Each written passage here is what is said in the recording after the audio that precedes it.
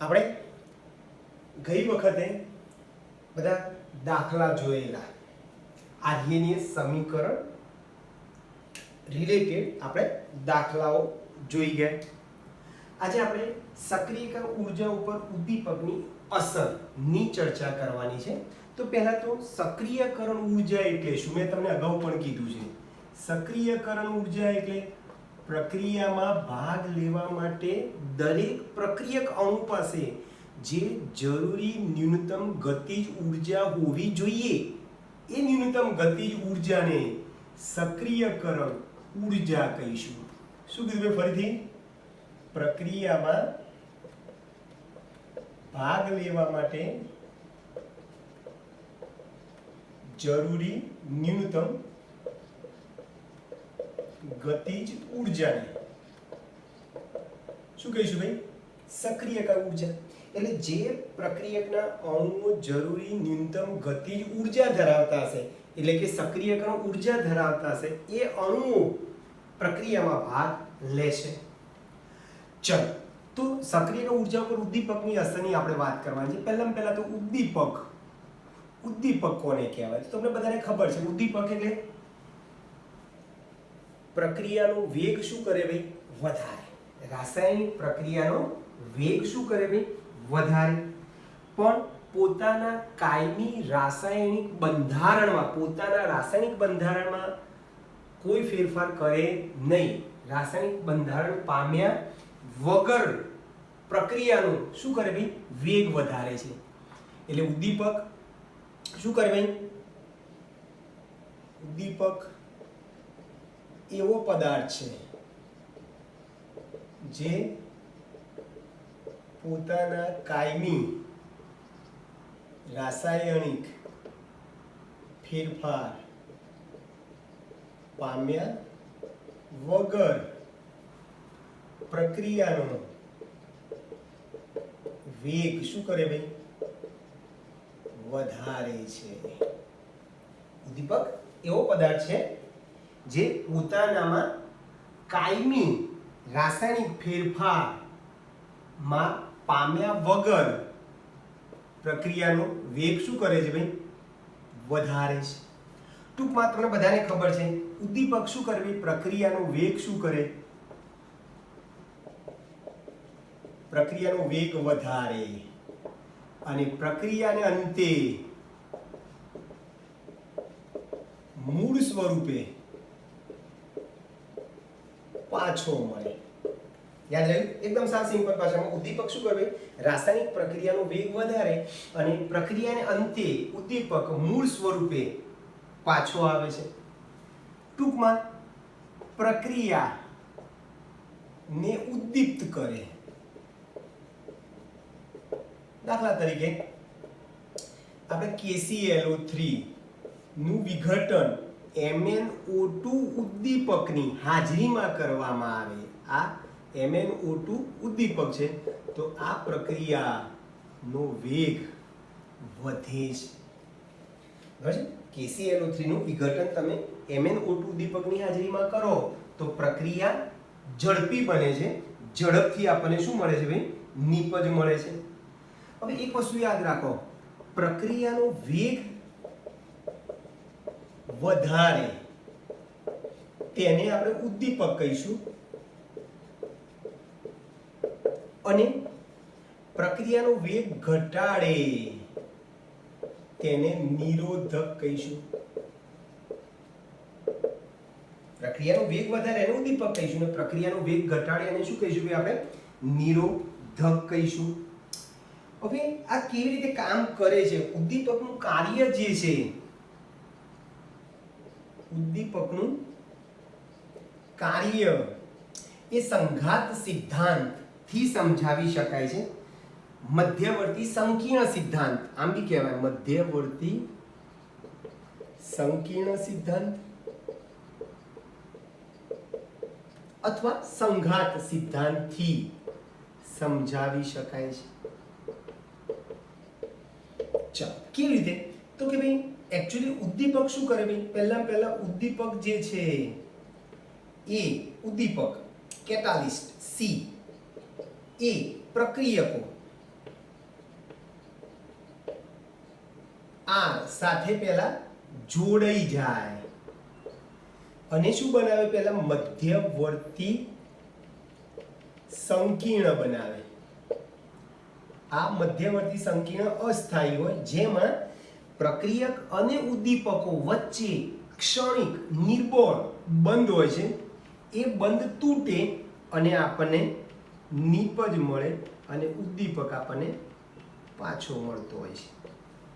તો આ ઉદ્દીપકનું કાર્ય મધ્યવર્તી સંકીર્ણ સિદ્ધાંતથી સમજાવી શકાય. એમાં શું હોય છે કે ઉદ્દીપક જે છે એ પહેલા પ્રક્રિયક અણુ સાથે બંધ બનાવે અને અસ્થાયી મધ્યવર્તી સંકીર્ણ સંયોજન બનાવે છે. આ મધ્યવર્તી સંકીર્ણ સંયોજન જે છે, જેમાં બંધ હોય, નિર્બળ હોય, એ નિર્બળ બંધ તૂટી જાય અને આપણને છેવટે નિપજ મળે અને ઉદ્દીપક પાછો મળતો હોય છે. કેવી રીતે? ઉદ્દીપક જે છે, ઉદ્દીપક એ પ્રક્રિયકોની જરૂરી સક્રિયકરણ ઉર્જા ઘટાડે છે અને પરિણામે વેગ વધે છે. ચલો, કેવી રીતે ભાઈ? તો એના માટે આપણે સ્થિતિજ ઉર્જા વિરુદ્ધ પ્રક્રિયા અક્ષનો આપણે આલેખ દોરીએ.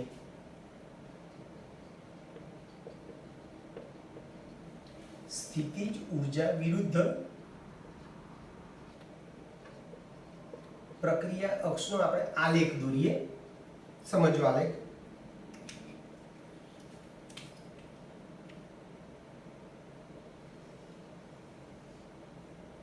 આ પ્રક્રિયકો છે A અને B, A2 B2 છે. ચલો, આ પ્રક્રિયક છે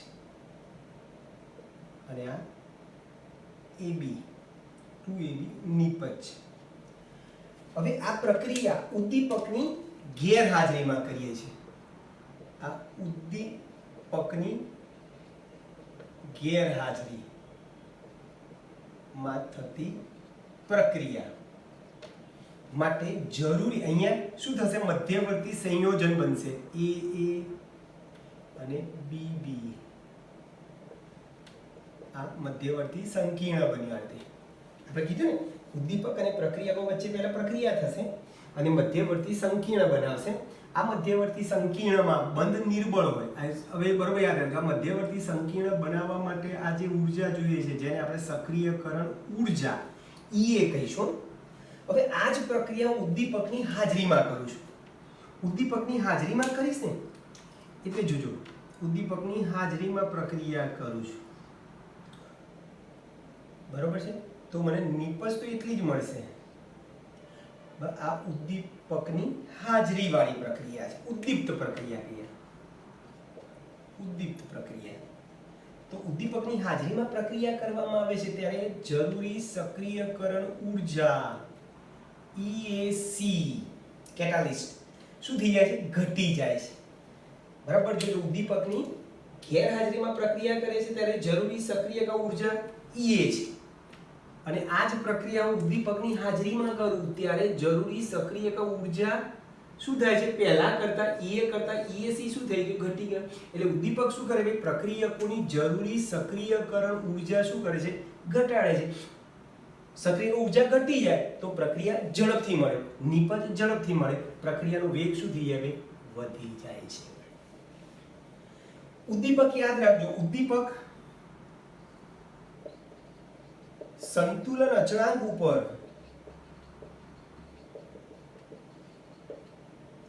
કોઈ અસર કરતો નથી,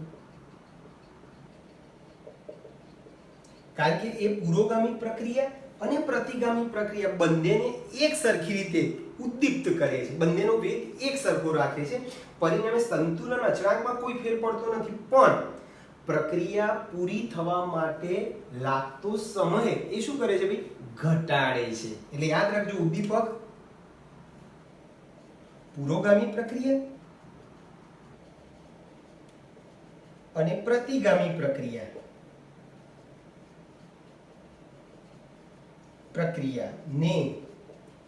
એક સરખી રીતે ઉદ્દીપ્ત કરે છે. ઉદ્દીપ્ત કરે છે, ઉદ્દીપ્ત કરે છે. પરિણામે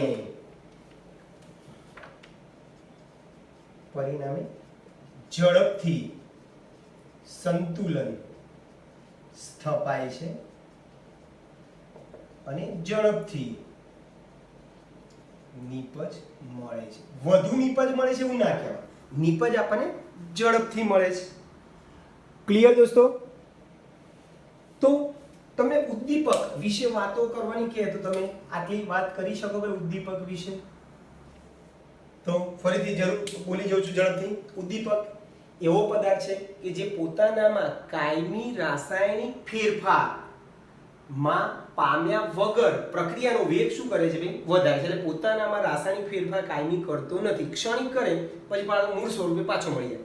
એટલે ટૂંકમાં ઉદ્દીપક જે છે પ્રક્રિયાનો વેગ શું કરે છે? વધારે છે અને પ્રક્રિયાને અંતે મૂળ સ્વરૂપે પાછો મળે છે. ટૂંકમાં એ રાસાયણિક પ્રક્રિયાને શું કરે છે? ઉદ્દીપ્ત કરે છે. દાખલા તરીકે KClO3 નું વિઘટન MnO2 ઉદ્દીપકની હાજરીમાં કરવામાં આવે તો ઝડપથી આપણને શું મળે છે ભાઈ? નીપજ મળે છે. ઉદ્દીપક એટલે પ્રક્રિયાનો વેગ વધારે એવા પદાર્થને આપણે ઉદ્દીપક કહીશું અને જે પદાર્થ પ્રક્રિયાનો વેગ ઘટાડે એને આપણે નિરોધક કહીશું. ઉદ્દીપકનું કાર્ય જે છે મધ્યવર્તી સંકીર્ણ સિદ્ધાંતથી સમજાવી શકાય છે. એમાં શું હોય છે કે ઉદ્દીપક શું કરે? પહેલા તો પ્રક્રિયકો સાથે પ્રક્રિયા કરે અને મધ્યવર્તી સંકીર્ણ સંયોજન બનાવે છે. આવું મધ્યવર્તી સંકીર્ણ સંયોજન બનાવે છે જેમાં બંધ નિર્બળ હોય, બરાબર? એ બંધ તૂટી જાય, નીપજ મળે અને પાછો ઉદ્દીપક આપણને મૂળ સ્વરૂપે પાછો મળે છે. ઉદ્દીપક સંતુલન અચળાંક ઉપર કોઈ અસર કરતો નથી કારણ કે પુરોગામી પ્રક્રિયાના વેગ અને પ્રતિગામી પ્રક્રિયા બંનેના વેગને ઉદ્દીપ્ત કરે, એક સરખી રીતે ઉદ્દીપ્ત કરે છે અને પરિણામે સંતુલન ઝડપથી પ્રાપ્ત થાય છે, બરાબર છે? ઝડપથી સંતુલન પ્રાપ્ત થાય છે અને આપણને ઝડપથી નીપજ મળે છે. ટૂંકમાં ઉદ્દીપક યાદ રાખો, પ્રક્રિયકોની આ રીતે જરૂરી સક્રિયકરણ ઉર્જા ઘટાડે છે અને પ્રક્રિયાનો વેગ શું કરે છે ભાઈ? વધારે છે. ક્લિયર દોસ્તો? ચલો હવે આપણે આ સક્રિયકૃત સિદ્ધાંત વિશે થોડી વાત કરી લઈએ. સક્રિયકૃત સિદ્ધાંત બી કહેવાય, અથડામણનો સિદ્ધાંત પણ કહેવાય છે, જુદા જુદા નામ છે.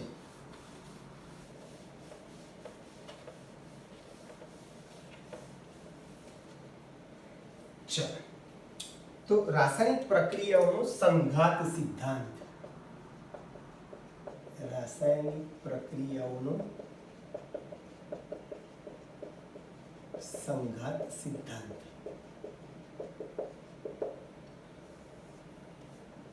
આપણે આગળ આર્યની સમીકરણ ભણી ગયા. એટલે આર્યની શું સમીકરણ ઘણા વિશાળ સંજોગોમાં લાગુ પાડી શકાય છે.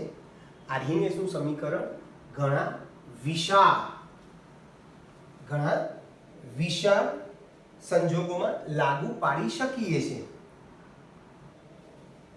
આ સિદ્ધાંત મેક્સ ટ્રોય અને વિલિયમ લુઈસે આપેલો. મેક્સ ટ્રોય અને વિલિયમ લુઈસે આપેલ. ચલો આ સિદ્ધાંતમાં એમને પરમાણુઓને કેવા ગણ્યા ભાઈ? સખત ગોળા તરીકે એમને ગણ્યા. વધુમાં આ સિદ્ધાંત વાયુઓની ગતિજ ઊર્જા ઉપર આધારિત છે. વાયુઓની ગતિજ ઊર્જા ઉપર આધારિત છે આ સિદ્ધાંત. ચલો મેક્સ ટ્રોય અને વિલિયમ લુઈસે શું કીધું ભાઈ? પરમાણુઓને સખત ગોળા તરીકે લીધા. આ સિદ્ધાંત સમજાવવા માટે એમણે શું કર્યું કે પરમાણુને કેવા લીધા? સખત ગોળા તરીકે સ્વીકારે. હવે એક નાનકડી વ્યાખ્યા છે સંઘાત આવૃત્તિ. તો કે ભાઈ પ્રક્રિયા મિશ્રણમાં પ્રતિ સેકન્ડે પ્રતિ એકમ કદમાં સંઘાત થતા સંઘાતની સંખ્યાને પ્રક્રિયા મિશ્રણના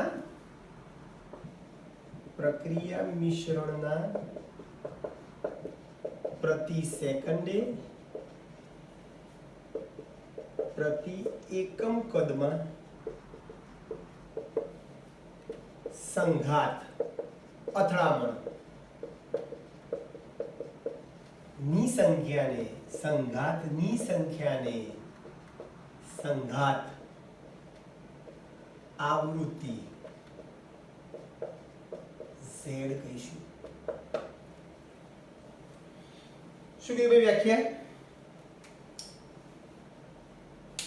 પ્રક્રિયા મિશ્રણના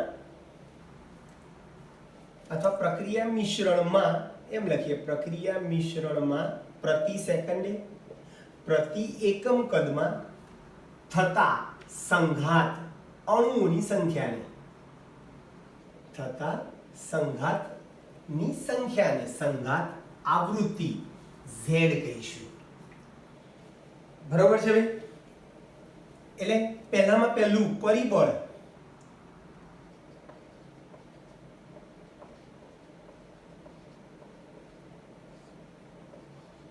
Z છે, સંઘાત આવૃત્તિ. ક્લિયર છે? સંઘાત આવૃત્તિ પહેલા વ્યાખ્યા. પ્રક્રિયા મિશ્રણમાં પ્રતિ સેકન્ડે પ્રતિ એકમ કદમાં થતા સંઘાતની સંખ્યાને અથડામણની સંખ્યાને આપણે સંઘાત આવૃત્તિ કહીશું. બીજું પરિબળ છે તમારું સક્રિયકરણ ઊર્જા. એને આપણે શું કીધું છે ભાઈ? સક્રિયકરણ ઊર્જા છે. એટલે બીજું પરિબળ કયું છે ભાઈ?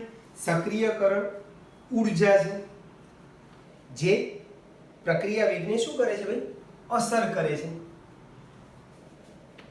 એટલે પ્રક્રિયા વેગને અસર કરતા પરિબળો ત્રણ છે. આપણે ત્રણની ચર્ચા કરવાની છે. એક સંઘાત આવૃત્તિ Z, બીજું સક્રિયકરણ ઊર્જા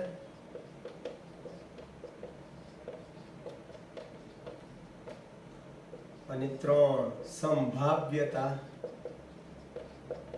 અવયવ અથવા ત્રિવિમ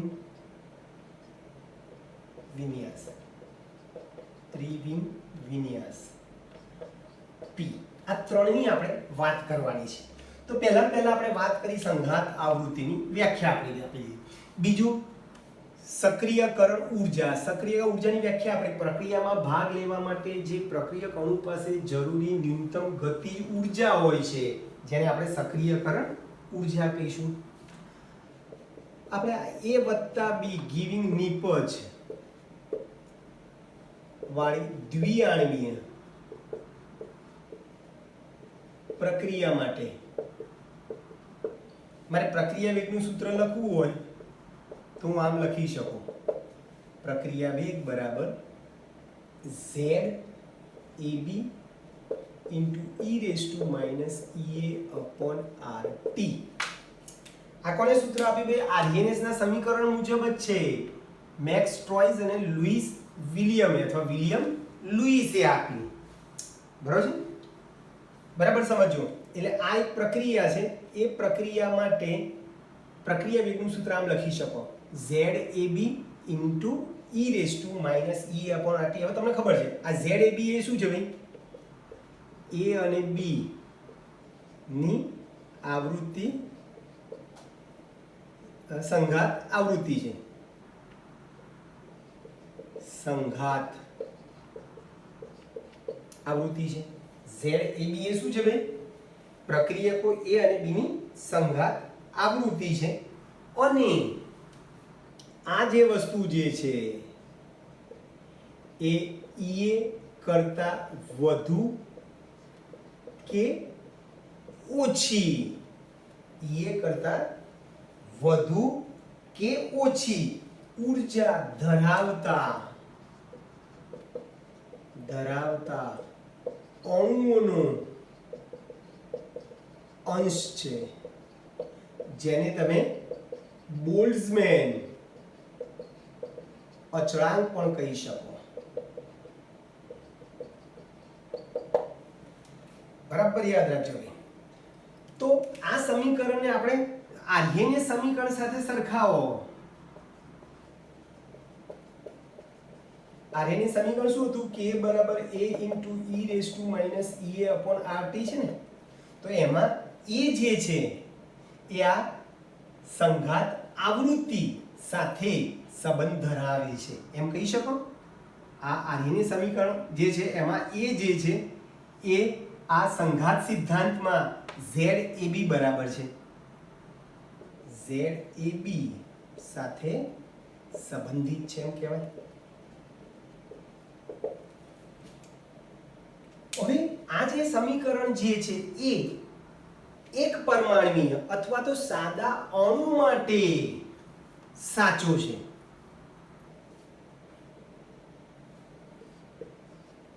સમીકરણ 1 જે છે એ સાદા અણુ કે પરમાણુ ને લાગુ પાડી શકાય છે, પરંતુ જટિલ અથવા સંકીર્ણ અણુ માટે તેમાં વિચલન જોવા મળે છે. એટલે કે એને લાગુ પાડી શકાતું નથી. કોઈ કે કેમ સાહેબ, પણ એ આ સમીકરણ તમે સાદા અણુ કે સાદા પરમાણુને લાગુ પાડી શકો, પણ જટિલ અણુને આ સમીકરણ કેમ લાગુ પાડી શકતા નથી? તો કે ભાઈ એવું જાણવા મળ્યું છે કે ભાઈ આપણે કીધું સંઘાત થાય છે, અણુઓનો સંઘાત થાય તો પ્રક્રિયા થાય, સાચી વાત. પણ સંઘાત અનુભવતા દરેક અણુ પાસે, દરેક પરમાણુ પાસે જરૂરી ન્યૂનતમ ગતિજ ઊર્જા હોવી જોઈએ, દેહલી ઊર્જા હોવી જોઈએ.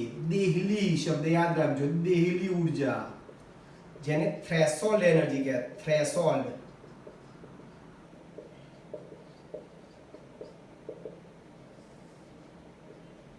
દેહલી ઊર્જા કોને કહેવાય? તો કે ભાઈ પ્રક્રિયા શરૂ થવા માટે જરૂરી ઊર્જા. બરાબર યાદ રાખજો. પ્રક્રિયામાં ભાગ લેવા માટે જે ઊર્જા જોઈએ એને સક્રિયક ઊર્જા કહીશું. બરાબર સમજો, બહુ જ સૂક્ષ્મ ડિફરન્સ છે. પ્રક્રિયા થવા માટે પ્રક્રિયક પાસે જે ન્યૂનતમ ગતિ ઊર્જા હોવી જોઈએ એને આપણે સક્રિયકરણ ઊર્જા કહીશું. હવે દાખલા તરીકે આ બે પેન છે, આ બે પેનને હું આમાં અથડાવું, અથડામણ થાય છે પણ નીપજ મળતી નથી. એનો અર્થ એવો કે આ બંને પ્રક્રિયક અણુ પાસે જરૂરી સક્રિયકરણ ઊર્જા નથી. એટલે એ બંનેને તમે અથડાવો છો, સંઘાત કરો છો, પણ પ્રક્રિયા થતી નથી, નીપજ મળતી નથી. દેહલી ઊર્જા એટલે શું? તો જો એકદમ બે સાદા ઉદાહરણ આપું. દાખલા તરીકે એક માણસ નદીની કિનાર ઉપર ઊભો છે, પહાડ ઉપર ઊભો છે, એને તરતા આવડે છે. હવે પાછળથી કોઈ માણસ એને ધક્કો મારે છે, એટલે એ માણસ પડે છે પાણીમાં, તળાવમાં. તળાવમાં પડે છે, પછી એ તરે છે. તો એ જે તરે છે, તરવા માટે એની પાસે જે ઊર્જા જે છે એને આપણે સક્રિયકરણ ઊર્જા કહીશું. બરાબર યાદ રાખજો, તરવા માટે જે ઊર્જા જે છે એને સક્રિયક ઊર્જા કહીશું. પણ એને તળાવમાં પડવા માટે જે પાછળથી એને ધક્કો માર્યો, એ ધક્કો માર્યો એ ઊર્જાને થ્રેશોલ્ડ એનર્જી કહીશું. ધક્કો મારનારી ઊર્જા પણ એને કહેવાય છે, ધક્કો મારનારી. જો બીજું બી એક સરસ ઉદાહરણ આપો. દાખલા તરીકે યુદ્ધ થવાનું હોય તો યુદ્ધમાં બે સામસામે સેનાઓ એકદમ હારબદ્ધ ગોઠવાઈ જાય છે, બરાબર. હવે એ ક્યારે યુદ્ધ શરૂ કરશે? તો કે બે રણસિંગુ ફૂંકે, તમને બધા ખબર, રણસિંગુ ફૂંકે એટલે ખબર પડે સૈનિકોને કે ભાઈ હવે આપણે યુદ્ધ કરવાનું છે. તો જેવું રણસિંગુ ફૂંકશે એટલે બધા સૈનિકો સામે શું કરશે? ભાઈ મારામારી કરશે, લડાઈ કરશે. તો એ મારામારી કે લડાઈ કરવા માટે પોતાની પાસે જે ઊર્જા છે, જેને આપણે સક્રિય ઊર્જા કીધી છે, પણ એ લડાઈ જ્યાં સુધી રણસિંગુ નહીં વાગે ત્યાં સુધી એ પોતાની જગ્યાએથી હલશે નહીં. જેવું રણસિંગુ વાગ્યું એટલે કે ઊર્જા આપી, કઈ ઊર્જા? એલર્ટ કર્યું કે હવે લડાઈ માટે તૈયાર થાવ, તો એ જે ઊર્જા છે એને આપણે દેહલી ઊર્જા કહીશું. ક્લિયર? તો પ્રશ્ન આપણો એ છે કે ભાઈ સાહેબ સંઘાત થાય છે, એવું જરૂર નહીં કે ભાઈ જેટલા અણુઓ સંઘાત અનુભવે, જેટલા અણુઓ અથડામણ અનુભવે તો નિપજ મળે એવું જરૂરી નથી. તો કે શું જરૂરી છે? તો કે ભાઈ અથડામણ જરૂરી છે અને જરૂરી દેહલી ઉર્જા અથવા તો થ્રેશોલ્ડ એનર્જી અથવા તો સક્રિયક ઉર્જા એમની પાસે હોવી જોઈએ.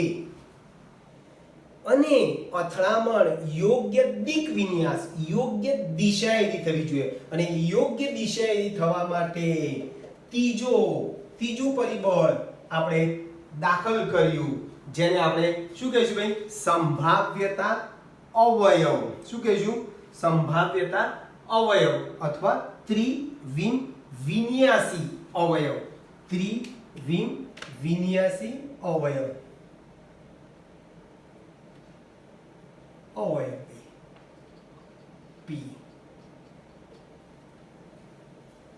એટલે પ્રક્રિયા વેગ બરાબર તમારું સૂત્ર આવું થશે. પ્રક્રિયા વેગ બરાબર આ ZAB તો હતો અને એમાં આપણે ત્રીજો અવયવ ત્રિવિન્યાસી અવયવ P દાખલ કર્યો એટલે P into ZAB into e⁻ rt. તો બહુ સરસ થઈ ગયું કે ભાઈ પ્રક્રિયા થવા માટે શું જરૂરી છે. તો એની વાત હું કરું એ પહેલા ફરીથી એકવાર આટલી વસ્તુ આપણે જોઈએ છીએ.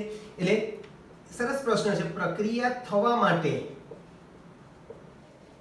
યોગ્ય શરતો કઈ છે?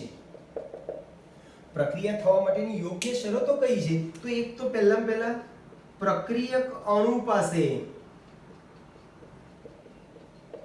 જરૂરી સક્રિયકરણ ઉર્જા, પ્રક્રિયકો પાસે જરૂરી સક્રિયકરણ ઉર્જા હોવી જોઈએ. પછી પ્રક્રિયક અણુઓ વચ્ચે સંઘાત થવો જોઈએ. સંઘાત એટલે અથડામણ થવી જોઈએ. અને ત્રીજું યોગ્ય દિશાએથી સંઘાત થવો જોઈએ. પ્રક્રિયક અણુઓ વચ્ચે યોગ્ય દિશા અથવા દિક વિન્યાસ શબ્દ વાપરે ચોપડીમાં. યોગ્ય દિશાએથી થવો જોઈએ. જો યોગ્ય દિશાએથી સંઘાત થશે નહીં તો આપણને નિપજ મળશે નહીં. એક ઉદાહરણ લઈને તમને સમજાવું છું હમણાં. તો પહેલા આટલી વસ્તુ ક્લિયર છે બધાને?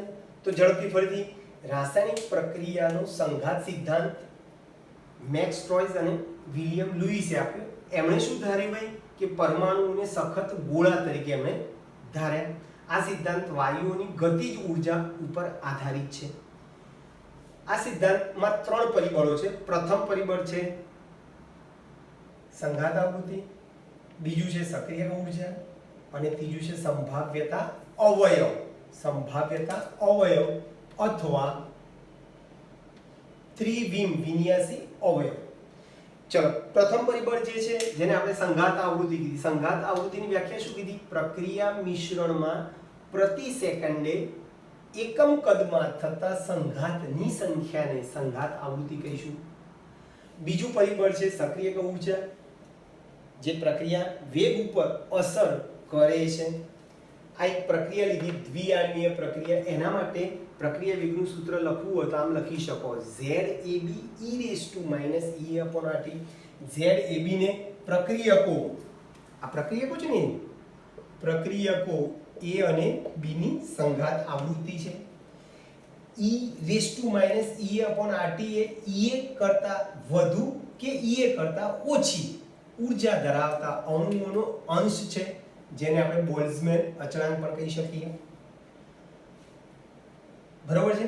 આ ZAB જે છે એ આની સમીકરણમાં રહેલ આવૃત્તિ અવયવ એ સાથે તમે સરખામણી કરી શકો છો. આ સમીકરણ જે છે એ સાદા અણુ કે પરમાણુને લાગુ પાડી શકો છો, પરંતુ જટિલ અણુઓ માટે આ સમીકરણમાં વિચલન જોવા મળે છે, પ્રક્રિયા વેગમાં ફેરફાર જોવા મળે છે. એનું કારણ તો કે ભાઈ ત્રીજું પરિબળ છે સંભાવ્યતા અવયવ છે. કારણ એ છે કે ભાઈ સંઘાત અનુભવતા દરેક પ્રક્રિયકના અણુઓ નિપજમાં પરિણમે એવું જરૂરી નથી. જેટલા અણુઓ સંઘાત અનુભવશે એ બધા જ નિપજમાં પરિણમે એવું જરૂર નથી. કારણ તો કે ભાઈ સંઘાત અનુભવતા પ્રક્રિયકના અણુઓ જરૂરી દેહલી ઉર્જા પણ ધરાવતા હોવા જોઈએ અને સંઘાતી યોગ્ય દિક વિન્યાસ, યોગ્ય દિશાએથી સંઘાત થવો જોઈએ. એટલે જો જરૂરી ન્યૂનતમ ગતિ ઉર્જા ધરાવતા હોય, સંઘાત પણ થતો હોય, પણ જો યોગ્ય દિશાએથી સંઘાત થતો ના હોય, યોગ્ય દિશાએથી અથડામણ થતી ના હોય તો આપણને નિપજ મળે નહીં, પ્રક્રિયા પરિણમશે નહીં. બરાબર છે. ટૂંકમાં આ ત્રણ પરિસ્થિતિ જે અણુ ધરાવે એને અસરકારક સંઘાત કહેવાય. બરાબર છે. આ ત્રણે શરતો જે પાળે છે એને અસરકારક સંઘાત કહેવાય. ચલો કેવી રીતે? જો હું તમને એક ઉદાહરણ આપું. દાખલા તરીકે ચોપડીમાં તમારે મિથેનોલ અને બીઆર નું ઉદાહરણ આપ્યું છે, અથવા તો મિથાઇલ બ્રોમાઇડ અથવા બ્રોમોમિથેન અને OH- નું ઉદાહરણ આપ્યું છે. બરોબર છે. તમારી ચોપડીમાં ઉદાહરણ તમારું આપેલું છે CH3Br વત્તા OH- યોગ્ય પેલા અયોગ્ય દિક વિન્યાસ, તો તમને નિપજ મળે નહીં. અને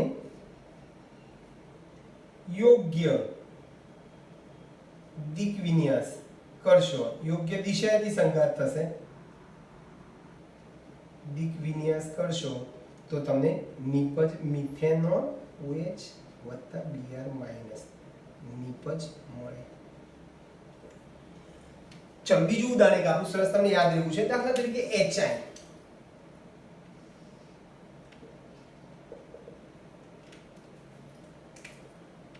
આ એક HI પ્રક્રિયક છે. આ પ્રક્રિયકો છે.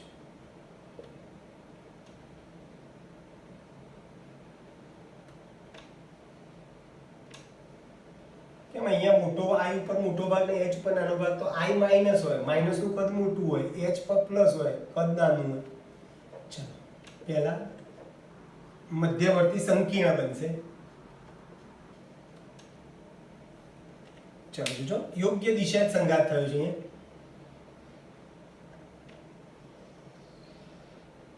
આ થઈ ગયું સક્રિયકૃત સંકીર્ણ અથવા મધ્યવર્તી સંકીર્ણ થઈ છે, જેમાં બંધ નિર્બળ હોય, પ્રક્રિયા દરમિયાન આ બંધ તૂટી જશે અને અહીંયા નવા બંધ બનશે. પ્રક્રિયા દરમિયાન આ બંધ તૂટશે અને અહીંયા નવા બંધ બનશે.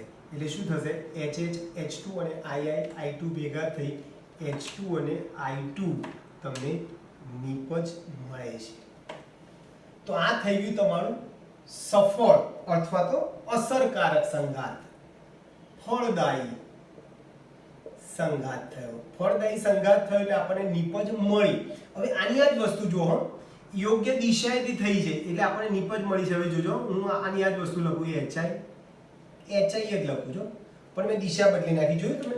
મેં ઉપર બંને જગ્યાએ H ઉપર નીચે I લખ્યું છે. અહીંયા પહેલામાં મેં H ઉપર નીચે I લખ્યું છે અને બીજા અણુમાં I ઉપર અને H નીચે લખેલું છે. બરાબર છે? ઉપરના એમ જ છે, પ્રક્રિયકો જ છે, પણ યોગ્ય દિશાએથી સંઘાત થયો નથી. એમને મેં લખી દીધું. બરાબર છે? આ સક્રિયકૃત સંકીર્ણ બની ગયું. બરાબર છે?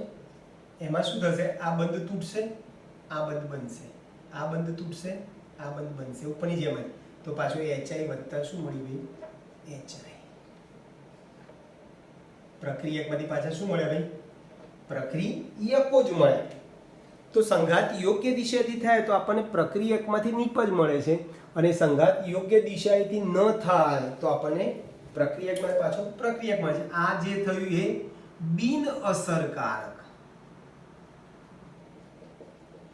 સંઘાત થયું, એટલે આપણને નિપજ મળતી નથી. અને આ જે થયું એ ફળદાયી સંઘાત થયું એટલે નિપજ મળે છે.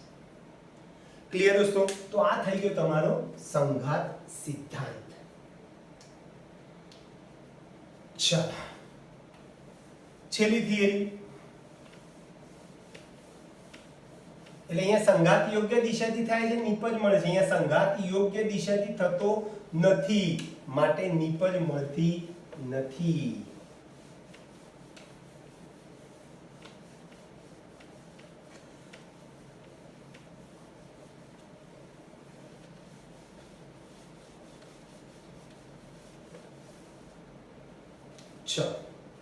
પ્રક્રિયાની સક્રિયકરણ ઊર્જા, પ્રક્રિયાની સક્રિયકરણ ઊર્જા એ કહીએ. પછી પ્રતિગામી પ્રક્રિયાની સક્રિયકરણ ઊર્જા એ ડેશ, અને પ્રક્રિયામાં થતા એન્થાલ્પી ફેરફાર, અને પ્રક્રિયામાં થતા એન્થાલ્પી ફેરફાર ની ચર્ચા કરો. બરાબર છે? કઈ ત્રણ વસ્તુ કીધી છે આપણે? પ્રક્રિયાની સક્રિયક ઊર્જા, પ્રતિગામી પ્રક્રિયાની સક્રિયક ઊર્જા એ ડેશ, બરાબર છે, અને એન્થાલ્પી ફેરફાર ડેલ્ટા એચ ની આપણે વાત કરવી છે. ચાલો હવે હમણાં જ આપણે કીધું કે ભાઈ ફળદાયી સંઘાત અનુભવતા અથવા તો અસરકારક સંઘાત અનુભવતા પ્રક્રિયકના અણુઓ જ નિપજમાં પરિણમે. સાચી વાત છે? હવે કેવી રીતે નિપજમાં પરિણમે છે એના માટે આપણે સ્થિતિજ ઊર્જા વિરુદ્ધ પ્રક્રિયા અક્ષ નો પાછો આપણે શું જોઈએ ભાઈ? આલેખ દોરવાનો છે. કોના વિરુદ્ધ કોનો ભાઈ? સ્થિતિજ ઊર્જા વિરુદ્ધ સ્થિતિજ ઊર્જા વિરુદ્ધ પ્રક્રિયા અક્ષ.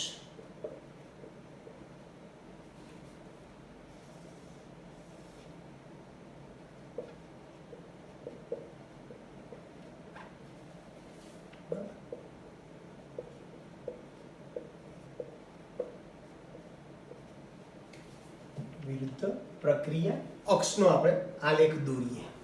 સમજો બરાબર. તો ફળદાયી એટલે કે અસરકારક સંઘાત અનુભવતા પ્રક્રિયકના બે અણુઓ, એ આપણે A2 ને B2 કહીએ. ફળદાયી સંઘાત અનુભવતા પ્રક્રિયકના બે અણુઓને એકબીજાની નજીક લાવીશું.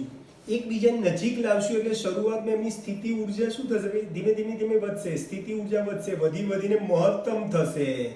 આ મહત્તમ સ્થિતિ ઊર્જા ધરાવતા સંયોજનને આપણે સક્રિયકૃત સંકીર્ણ કીધું છે. શું કીધું છે? સક્રિયકૃત સંકીર્ણ કહીશું.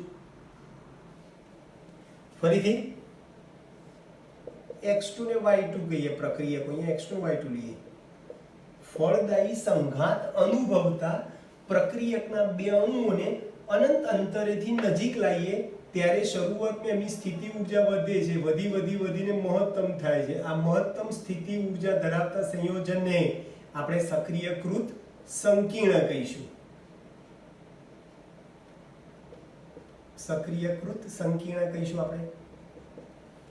આ જે સક્રિયકૃત સંકીર્ણ જે બન્યો એમાં બંધ નિર્બળ હોય, એટલે સક્રિયકૃત સંકીર્ણમાં બંધ નિર્બળ હોવાથી એ સરળતાથી શું થઈ જાય ભાઈ? તૂટી જાય. સરળતાથી તૂટીને આપણને પાછી નિપજ મળે. એ નિપજના અણુઓ પાછા દૂર થશે એટલે સ્થિતિ ઊર્જા પાછી ઘટશે અને ન્યૂનતમ થઈ જશે. 2AB કહીએ આ નિપજ. ફરીથી બોલું છેલ્લી વાર.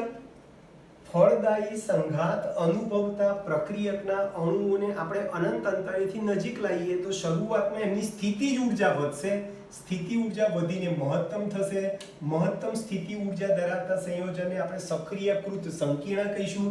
એ સક્રિયકૃત સંકીર્ણમાં બંધ નિર્બળ હોય, બરાબર છે, એટલે આંદોલન દરમિયાન એ બંધ શું થઈ જાય ભાઈ, બંધ તૂટી જાય અને આપણને શું મળે ભાઈ, નિપજ મળે, નિપજ મળ્યા, નિપજના અણુઓ પછી ધીમે ધીમે દૂર થાય ત્યારે સ્થિતિ ઉર્જા જે મહત્તમ થઈ ધીમે ધીમે ઘટશે અને શું થઈ જશે ભાઈ, ન્યૂનતમ થઈ જશે સ્થિતિ ઉર્જા। હવે બે ચોઈસ છે, આપણને આ જે નિપજ મળી એની સ્થિતિજ ઉર્જા એ પ્રક્રિયક અણુની સ્થિતિજ ઉર્જા કરતા અહીંયા વધારે છે। જો આ સ્થિતિ ઉર્જા પ્રક્રિયકો કરતા નિપજોની સ્થિતિ ઉર્જા વધારે છે, જ્યારે અહીંયા પ્રક્રિયકોની સ્થિતિ ઉર્જા કરતા નિપજોની સ્થિતિ ઉર્જા કેવી છે ભાઈ, ઓછી છે। આ સક્રિયકૃત સંકીર્ણ બનાવવા માટે, સક્રિયકૃત સંકીર્ણ બનાવવા માટે જરૂરી ઉર્જાને આપણે સક્રિયકરણ ઉર્જા કીધી છે। આ પ્રતિગામી પ્રક્રિયા માટે EA ડેશ કહીએ, પ્રતિગામી માટે EA ડેશ છે, બરાબર છે। ફરીથી આ સક્રિયકૃત સંકીર્ણ બનાવવા માટે જે ઉર્જા જોઈશે એને આપણે EA કહીશું અને આ પ્રતિગામી પ્રક્રિયા માટે EA ડેશ, બરાબર છે। ચલો આ જે ડિફરન્ટ જે આવશે EA અને EA ડેશ નો જે ડિફરન્ટ જે આવશે, અહીંયા ડેલ્ટા H અહીંયા ધન મળશે, અહીંયા જે ડિફરન્ટ આવશે ડેલ્ટા H નો, એ ડેલ્ટા H ઋણ મળશે, ઋણ એટલે માઈનસ વેલ્યુ, બરાબર છે ભાઈ। જો આપણી જોડે સૂત્ર ખબર છે, ડેલ્ટા H બરાબર EA માઈનસ EA ડેશ મુજબ, અહીંયાની વાત કરો, બોલો અહીંયા નિપજની સ્થિતિજ ઉર્જા પ્રક્રિયકની સ્થિતિજ ઉર્જા કરતા, પ્રક્રિયા અથવા તો આમ બોલે પ્રક્રિયકોની સ્થિતિજ ઉર્જા કરતા નિપજોની સ્થિતિજ ઉર્જા વધારે છે। આથી અહીંયા કોણ મોટું છે, EA મોટો છે કે EA ડેશ મોટો છે ભાઈ, તો જોઈ શકો છો EA ડેશ કરતા EA મોટો છે એટલે EA greater than EA dash હોવાથી આ સમીકરણ મુજબ અહીં EA મોટો હોવાથી શું થશે ભાઈ, ડેલ્ટા H નું મૂલ્ય કેવું મળશે ભાઈ, ધન મળે। આપણે આમ લખીએ, ચલો અહીં EA greater than EA dash છે, EA મોટો છે EA ડેશ કરતા હોવાથી સૂત્ર શું છે, ડેલ્ટા H બરાબર EA માઈનસ EA ડેશ મુજબ ડેલ્ટા H નું મૂલ્ય કેવું મળે ભાઈ, ધન મળે। આ મોટી છે કિંમત એટલે ડેલ્ટા H નું મૂલ્ય ધન મળે, માટે પ્રક્રિયા ઉષ્મા શોષક બને। તમને બધાને ખબર છે ઉષ્મા શોષક પ્રક્રિયા માટે ડેલ્ટા H નું મૂલ્ય ધન હોય। ચલો અહીંયા વાત કરી ગયો તો ભાઈ, બોલો અહીં નિપજની સ્થિતિજ ઉર્જા એ પ્રક્રિયક અણુની સ્થિતિજ ઉર્જા કરતા ઓછી છે, નિપજની સ્થિતિજ ઉર્જા એ પ્રક્રિયકોની સ્થિતિજ ઉર્જા કરતા ઓછી છે। અર્થાત બોલો EA મોટો છે કે EA ડેશ મોટો છે, તો ભાઈ EA ડેશ મોટો છે, આ EA છે આ EA ડેશ હોવાથી ચલો આપણી જો સૂત્ર શું છે, ડેલ્ટા H બરાબર EA માઈનસ EA ડેશ મુજબ, બોલો EA ડેશ નું મૂલ્ય વધુ છે એટલે કિંમત તમારી ઋણ થશે, મુજબ ડેલ્ટા H નું મૂલ્ય શું મળે, ઋણ મળે, અને ઋણ મળે તો પ્રક્રિયા ઉષ્મા શેપક બને। તો યાદ રહેશે દોસ્તો, ડેલ્ટા H સક્રિયક ઉર્જા, પુરોગામી પ્રક્રિયાની સક્રિયક ઉર્જા E અને પ્રતિગામી પ્રક્રિયાની સક્રિયક ઉર્જા વચ્ચેનો આ સંબંધ છે। તો યાદ રાખજો, નિપજની સ્થિતિજ ઉર્જા પ્રક્રિયકની સ્થિતિજ ઉર્જા કરતા નિપજની સ્થિતિ ઉર્જા વધારે હોય એટલે કે EA greater than EA dash હોય તો ડેલ્ટા H નું મૂલ્ય ધન મળે, પ્રક્રિયા ઉષ્મા શોષક બને। નિપજની સ્થિતિજ ઉર્જા પ્રક્રિયકની સ્થિતિ ઉર્જા કરતા ઓછી હોય એટલે કે EA less than EA dash હોય તો આ સૂત્ર મુજબ ડેલ્ટા એચ નું મૂલ્ય ઋણ મળે છે, પ્રક્રિયા ઉષ્માક્ષેપક બને. આ ડેલ્ટા એચ ને ઊર્જા અવરોધ કહેવાય.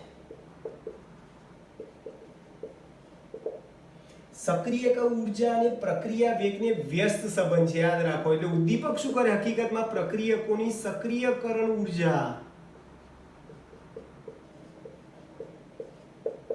ઘટાડે છે. સક્રિય ઊર્જા ઘટાડે, ઉદ્દીપક સક્રિય ઊર્જા ઘટાડે તો પ્રક્રિયાનો વેગ શું કરે? વધી જાય. એટલે યાદ રાખો દોસ્તો, ડેલ્ટા એચ ને આપણે ઊર્જા અવરોધ કહીશું. સક્રિયક ઊર્જાનો તફાવત છે. એકચ્યુઅલી ઊર્જા અવરોધ એ સક્રિય ઊર્જાનો શું છે? તફાવત છે. બરાબર છે. જેમ સક્રિયક ઊર્જા ઓછી એમ પ્રક્રિયાનો વેગ શું થાય? વધારે. આ સૂત્ર આધારિત એક નાનકડો દાખલો લઈ લઈએ આપણે. એક પ્રક્રિયા છે ઉષ્માક્ષેપક પ્રક્રિયા. ઉષ્માક્ષેપક પ્રક્રિયા A to B ની સક્રિયકરણ ઊર્જા બોલો. એ કહેશો કે એ ડેશ કહેશો તો એને એ કહીશું. એની સક્રિયક ઊર્જા 15 કિલો જૂલ પ્રતિ મોલ છે. A to B પ્રક્રિયાની સક્રિયક ઊર્જા 15 કિલો જૂલ પ્રતિ મોલ છે અને પ્રક્રિયા ઊર્જા 5 અને પ્રક્રિયા ઊર્જા 5. પ્રક્રિયા ઊર્જા એટલે ડેલ્ટા એચ ને ઊર્જા અવરોધ અથવા પ્રક્રિયા ઊર્જા 5 કિલો જૂલ પ્રતિ મોલ હોય તો B2A પ્રક્રિયાની સક્રિયકરણ ઊર્જા બોલો. A to B એટલે પુરોગામી પ્રક્રિયાની સક્રિયક ઊર્જાને આપણે E કીધું. બરાબર છે? E કીધું તો ઊંધી A to B માટે સક્રિયક ઊર્જા E છે. તો બોલો પ્રતિગામી પ્રક્રિયા ઊંધી થઈ ગઈ ને, આ ઉપર કરતા ઊંધી થઈ ગઈ. પ્રતિગામી પ્રક્રિયાની સક્રિયક ઊર્જા એટલે E ડેશ શોધો. બરાબર છે ભાઈ? સાવ સિમ્પલ થઈ ગઈ. ચલો આપણી જોડે સૂત્ર શું છે? ડેલ્ટા એચ બરાબર E માઇનસ E ડેશ છે. આ સૂત્ર ડેલ્ટા એચ બરાબર સૂત્ર શું છે ભાઈ? E minus E dash. ચલો આ ડેલ્ટા એચ પ્રક્રિયા ઊર્જા આપી છે આપણને 5, પુરોગામી પ્રક્રિયાની સક્રિય ઊર્જા E આપી છે 15 અને આ પ્રતિગામી પ્રક્રિયાની શોધવાની છે. માટે E ડેશ શું થશે? આ માઈનસ આ બાજુ એટલે પ્લસ થઈ જશે, આ 5 ને આ બાજુ લઈ જાઓ એટલે માઈનસ થઈ જશે. બરાબર 10 કિલો જૂલ પ્રતિ મોલ. પ્રતિગામી પ્રક્રિયાની સક્રિય ઊર્જા કેટલી થશે ભાઈ? 10 કિલો જૂલ પ્રતિ મોલ થશે. ઓકે દોસ્તો, તો અહીં આપણો આ પાઠ સંપૂર્ણ પૂરો થાય છે. સ્વાધ્યાયના લગભગ 90% દાખલા આપણે ઓલરેડી જે તે થિયરીમાં જોઈ ચૂક્યા છીએ. સ્વાધ્યાયના દાખલા બધા જ સ્વાધ્યાયના દાખલા જે તે થિયરીમાં ભણી ગયા. બરાબર? ભણી ગયા છે અને જે તે થિયરીને રિલેટેડ આપણે સારા સારા MCQ પણ ઓલરેડી આપણે કરેલા છે. ઓકે દોસ્તો, તો અહીં સુધી આપણે રાખીએ છીએ. આ પાઠ અહીંયા સંપૂર્ણ પૂરો થાય છે. નેક્સ્ટ ટાઈમ આપણે નવું ચેપ્ટર શરૂ કરીશું. ઓકે દોસ્તો, મળીએ. બાય.